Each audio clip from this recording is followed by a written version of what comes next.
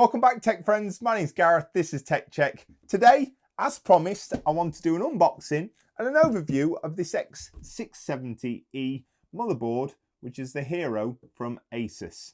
So, without further ado, let's get into it. Crosshair Hero X670E supports AM5 and the latest Ryzen CPUs. I've gone and got myself one. Let's unbox it. Let's go through it.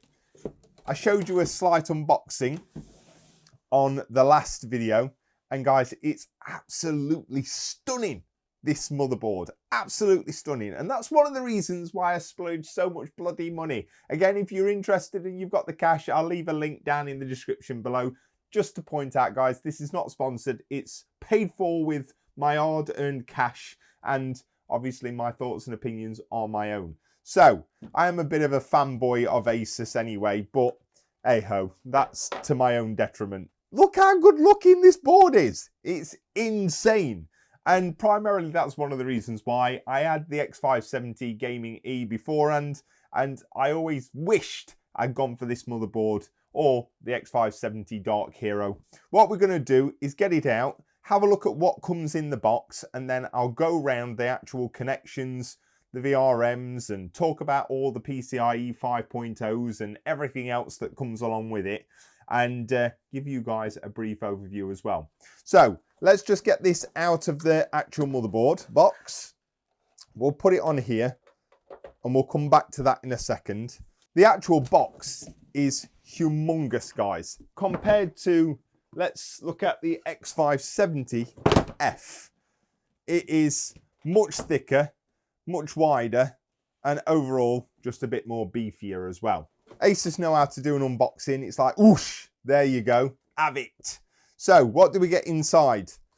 So one of the things that I was interested in, this board actually comes with 4 M.2 slots anyway. It actually also comes with one of these expansion M.2 cards as well. This slots into one of the PCIe slots, guys, and it gives you 2 M.2 slots in here as well. So really, really nice looking piece of hardware here. Again, Asus just do it better when it comes to aesthetics. They know, but you actually pay for it as well. But as it says up here, PCIe 5.0 M.2 card. You always get a load of bump, don't you? Get ready to rock and roll the gaming with ROG. You get a motherboard layout. We'll keep that out. And then you get a load of bump as well. So loads of stickers. If you're into all that, I've got enough of those over the years.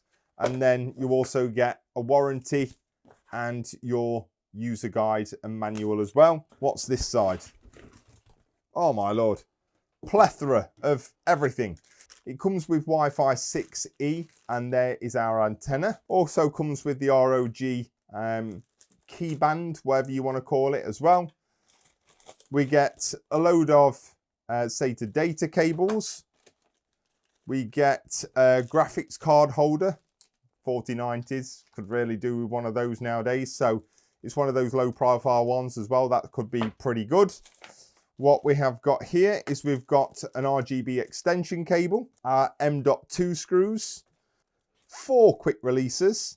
We've also got quick connects for our front I/O as well. People always ask, it's a nightmare trying to get all your cables and everything onto their JFP1 layout. Well, Asus have given you this. You can quickly connect them on this side and then push them in on this side, and it's just one connection rather than fiddling around trying to get everything on. And then you also get a thermal pad. If you destroy one, you've got another one to go on the back. So lots and lots of bits and bobs. Nothing too exciting, but nice to see a few additions in the bottom of here. So let's get this put back. Let's have a look at the motherboard.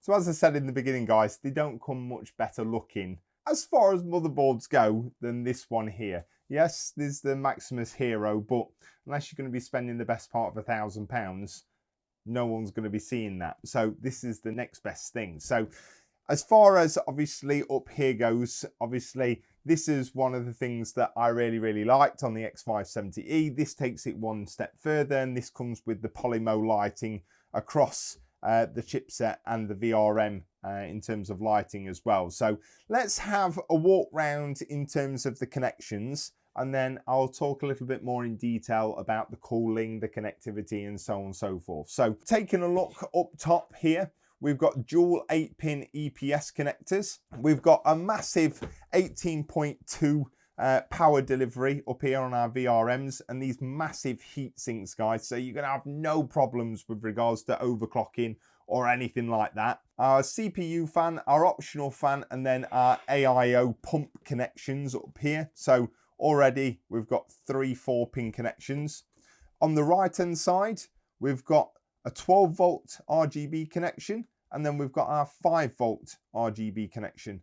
And then in the top right hand corner, we've got our debug indicator and icon code display here as well. We've actually got on this board a start button as well. So if for any reason your front panel connectors aren't working, then you can actually start the motherboard by that button there. We then move down to our 24 pin. So we ain't got a 24 pin, we've got a 24 pin plus a 6 pin because it's hungry and you've got to feed it power, guys. We then move on to our USB-C 2x2 connection, which is capable of 40 gigabits per second. So most motherboards now, guys, comes with USB-C. That's 20 gigabits a second. This one's actually 40 gigabits a second, which is really, really good. We've then got our PWM system fan number 4. We then go on to our USB 3 connection. We've then got 6 of our SATA data connections on the side here, if you're still running the actual 2.5-inch drives. Coming down the bottom, we've got our JFP1 layout. I've already showed you, they've given you a quick connect. We've then got our OSC Sense connections down here as well. We've got our W-Flow in and out connections. We've got our water pump connection, essentially just another 4-pin PWM connection. And then we have another USB 3 down the bottom here as well. 1, 2, 3 USB 2 connections, another 5 volt addressable header, another 5 volt addressable header, 3 more 4-pin PWMs, and then we've also got our HD audio as well. So masses, guys, absolute masses of connectivity, whether it's RGB, whether it's water cooling, whether it's data transfer, whatever you require, this board has actually got it. In terms of DIMM slots, we've got 4. They can actually go up to 6400 megatransfers per second. It comes with AMD Expo and Asus Extreme Memory Profiling on the motherboard as well, along with a whole host of other Asus software if you want to actually go down and basically download all the utilities and stuff like that. So again, for me, I'm going to be installing 2 32 gig sticks. I'll be installing it in A2 and B2 as and when the hardware matures and the BIOS gets updates. Hopefully, with regards to the 7000 series CPUs, we'll be able to dominate all 4 of those DIMM slots as well. I hate having 4 DIMM slots and only 2 occupied. It just don't sit right. But buying 2 32 gig sticks means that I could upgrade to 128 gigs if I so required. Talking about connectivity, let's turn our attention to this side here. We'll start at the top. We've got our BIOS flashback button. We've got our clear CMOS button. This is where it comes into its own, and another selling point for me, guys. We talked about USB 4 and 40 gigabytes per second. We actually get 2 of these USB-C connections here. We've also got a USB-C where it's 10 gigabits a second and another one at 20 gigabits per second. We've also got our Wi-Fi 6E. Then we've got our gold-plated audio out and our SPDIF out as well. So 1, 2, 3, 4, 5, 6, 7, 8 other USB connections as well, guys. So if you need any more connectivity than that, you've got a problem, because this shed tons on the back of there. And to be fair, I have a lot of connectivity with the Go XLR and all the cameras and everything else. And to be fair, this has got 2 or 3 more than what my X570 had, and I coped absolutely fine with that. So should have no problem with this one. So just coming back to the cooling aspect, guys, and as I mentioned, you've got these massive heat sinks that go right under this Polymo display here. and they're going to be heating and cooling, shall I say, the actual MOSFETs, the chokes, and the VRMs. There's an aluminium pipe that runs all the way from down here all the way up to the top here that's also going to help dissipate some of that heat as well. But I don't think you're going to have any issues with regards to the size of these two particular heat sinks, and that will pair really, really nicely with that Asus Extreme Memory Profile to get the most out of not only overclocking the CPU but also the RAM as well. You can also see these are humongous M.2 heatsink here as well. Let's just take that off. Let's have a quick look under here. And that's got some weight to it, guys. That is a chunky boy. So as you can see here, we've got our PCIe Gen 5 M.2 connectivity. It's already got fitted with these quick connects as well. In terms of the chipset, which is underneath this particular polymo display as well. Again, I'm going to leave this on, guys, because I want to try and keep it as pristine as possible. Let's take off these bottom ones. There we go. So 1, 2, 3, and then our last M.2 connection, which is down here. M.2 at the top is PCIe Gen 5. Again, this one here is Gen 5. Then we've got Gen 4 and Gen 4.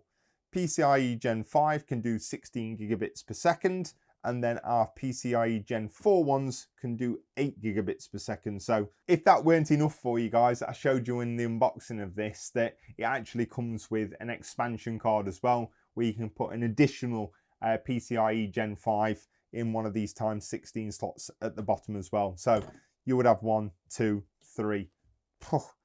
Wouldn't know what to do with all the storage. Perhaps because I'm not downloading these 100 gigabyte actual games now. I don't get time to play them. But for anyone that wants additional connectivity, they've got you actually covered. Looking at the PCIe slots, both of these slots here are times 16 slots, guys. Obviously, with the latest graphics card, you're not going to be running SLI or anything like that anytime soon. They're fast enough as they are, and they draw enough power as well. So both of these X16 slots, absolutely fine. So the last couple of things to mention, guys, which I really, really like, and I've always wanted one of these as well, is our quick release for our PCIe slots.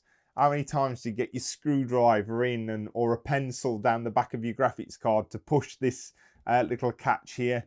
We've now got it on X670 as well, guys. So that's a nice, I would say, addition, because the amount of cards that I've scratched or your screwdriver flicks off and you think, oh my God, have I just knackered my actual motherboard because I've run a metal screwdriver into the back of here? But nice when you've got huge graphics cards, and especially these large heat sinks, you can't get your finger in to open it. The quick releases are pretty good. And last thing to mention, guys, is I'm sure you'll know this if you're purchasing this type of motherboard, but no longer are the pins on our Ryzen CPUs on 7000.